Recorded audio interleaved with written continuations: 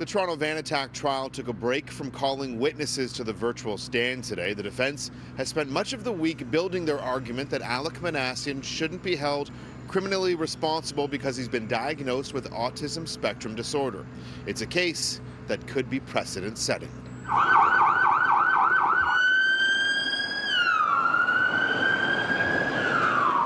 In 25 minutes, Alek Minassian stole 10 lives and injured 16 others. The human toll of his attack is difficult to measure, as is his mental state on that otherwise sunny spring day when he rented a van and drove it down a Yonge Street sidewalk in April of 2018. His defense attorney is arguing Minassian is not criminally responsible because his autism spectrum disorder affected his ability to fully understand the consequences of his actions. It's an argument that has rarely, if ever, been used in an NCR case in Canada, according to criminal lawyer Kim Schofield.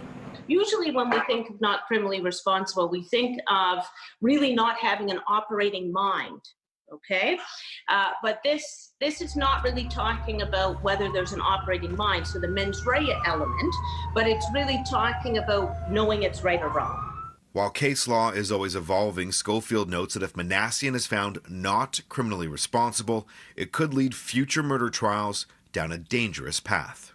If it's moving in that direction, when we have an increase number of these mass shootings and mass murders, does it provide somehow an excuse for someone to rely on that defense later? Minassian's argument has struck a chord with the autism community across Canada and even with academics. I used to teach children who are on the spectrum before I went to graduate school and became a sociologist. And this is a population that is already so vulnerable, and there are so many different misconceptions about this group. So to hear that this was their primary argument in defense of a mass killer is alarming to me. And there's already so much misconception about this population and stigma.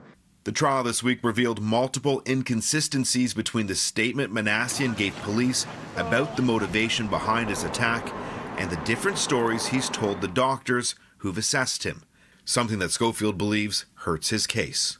I think it's always difficult to establish NCR, maybe more so in this case, because it seems like that he was very motivated to get to the end, very motivated and directed.